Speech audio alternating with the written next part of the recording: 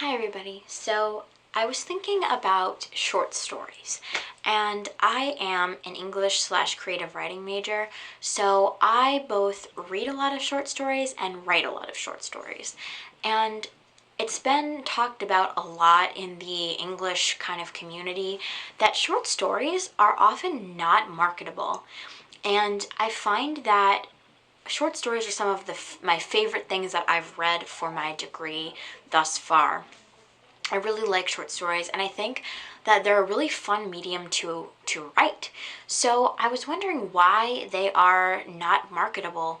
And honestly, I couldn't find that much information online about why they're so unmarketable. But if you think about it, I don't know that many people whose favorite book, or even second favorite book, or anywhere near a favorite book, is a short story collection. And you don't see a whole lot of them, on BookTube, on Instagram. You don't see them in bookshops that often, unless they're like the classic collections. And I think that's really sad because short stories are a great medium. And I'm going to give you 3 reasons why short stories are a great medium. So the first is that they allow for detailed analysis and breakdown of the literary devices and plot and character and all of those devices in a very small scale. So as somebody who is an English major and does a lot of reading and analysis of literature, short stories are my best friend. Like, it's so easy to take a short story that's maybe 12 pages to 20 pages or anywhere in that and get a lot out of the symbolism, the themes, the characters, the plot, everything that you can imagine in a short story. You can get some kind of information from as a writer writing about short stories.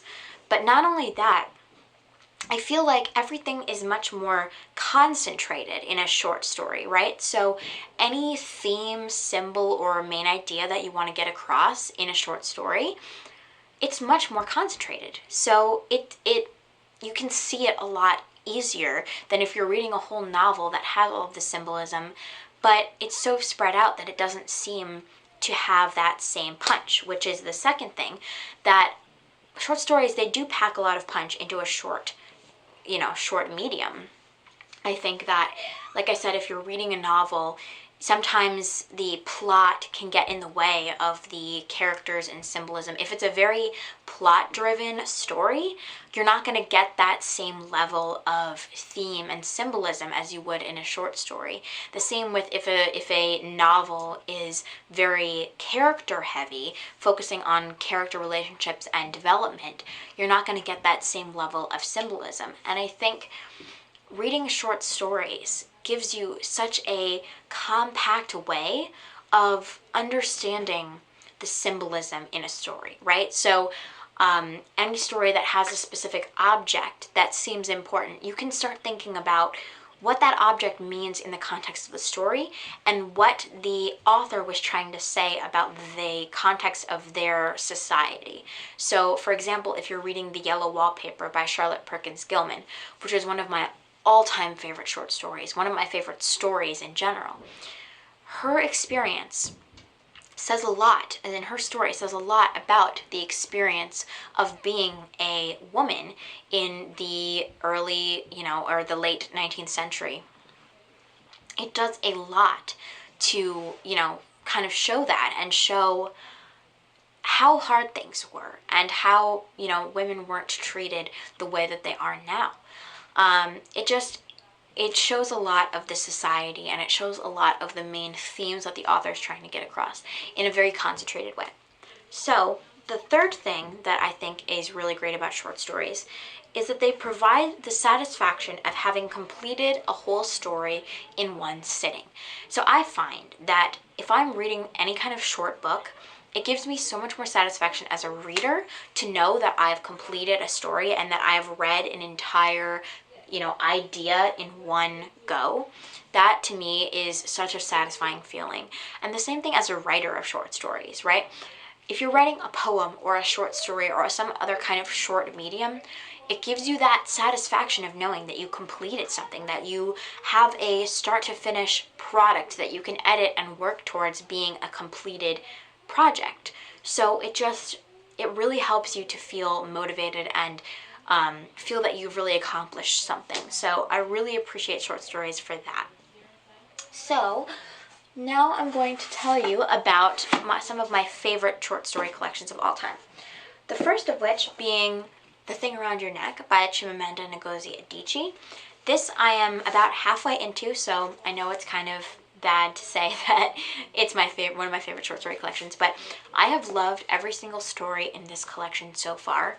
This one talks about the author, Chimamanda Ngozi Adichie, is from Nigeria, and she talks a lot about the cultural differences between Nigeria and America, and the discrepancies between men and women in Nigeria versus America, and just the relationships and cultural influences that these countries have on each other.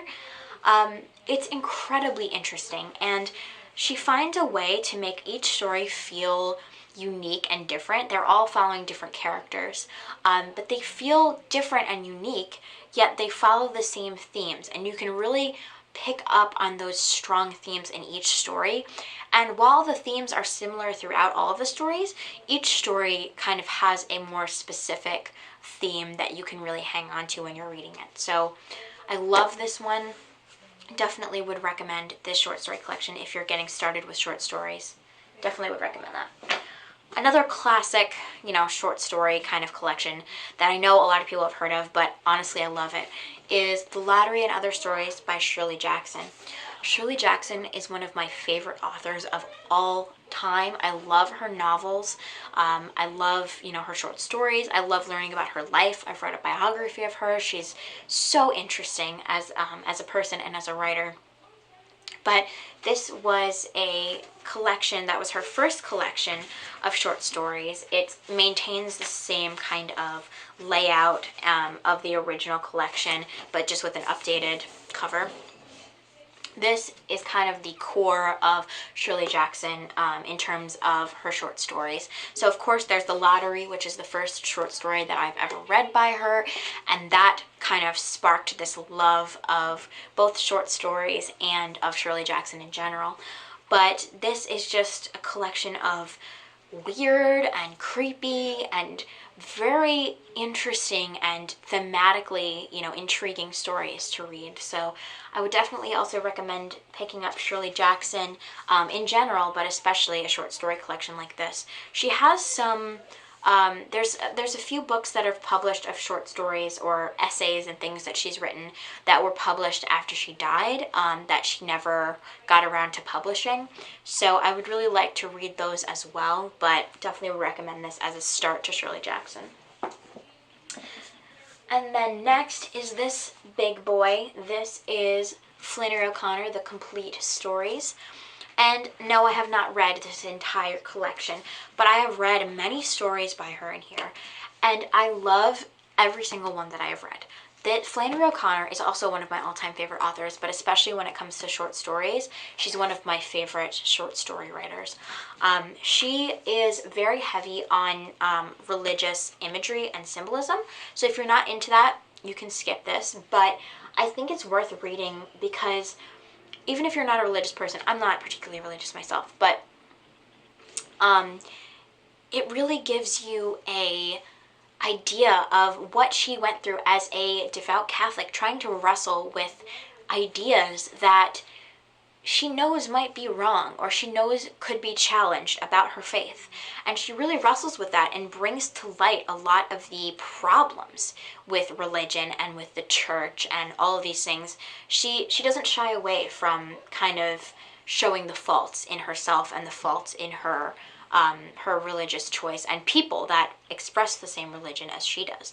So I love this story. I used to be very involved in the church, and I find that, these stories are very helpful in kind of seeing where you were wrong and where you might have been right, or, kind of separating what's good about, religion and what's not. So I really love these stories. I love Flannery O'Connor as a human being. I think she's wonderful.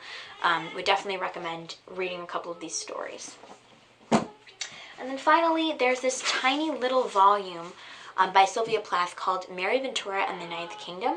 I believe this book was meant to be a full novel, but she died before she could finish it, and it ends up being 40 pages long, and it reads like a short story. So I'm kind of putting this into a short story category, even though it's not technically a short story. It wasn't meant to be a short story, but it kind of is published as a really small story. This is about a girl who gets on a train. As far as I remember, I read this a while ago, but she gets on a train and she meets this woman who's telling her that when she gets off the train, like everyone who gets off the train, that's their last stop. So basically you can infer that they die when they get to the stop. So it's about her kind of freaking out about this and not wanting to get off at the stop and ending up escaping off of the train. And if this was going to be the first chapter of a book, I think there could be a lot done with this, in terms of continuing on, what happens after she gets off the train in this weird kind of dystopian universe. But I think as a short story, it's so interesting. Just the fact that she, gets off the train and you don't know what happens to her. I think that gives you so much ability to think about what happens next. And kind of as a bonus thing, that's one reason why I love short stories, is that it gives the reader an opportunity to think about what happened before and what happened after the story. In terms of a novel, there is sometimes that level of you don't know what happens, but everything is so much more fleshed out and there's so much more time to be with the characters and be with the story that you know most everything about the story, right? With a short story, you might have that feeling of, oh God, I really want to know what happened. I really want to know what happens next, or why this is the way it is. And a lot of questions are never answered in short stories. But I think that's so beautiful because you can create whatever you want with that story. You can make that story whatever you think it is. You can, use that story to apply to different areas of your life and figure out what it means.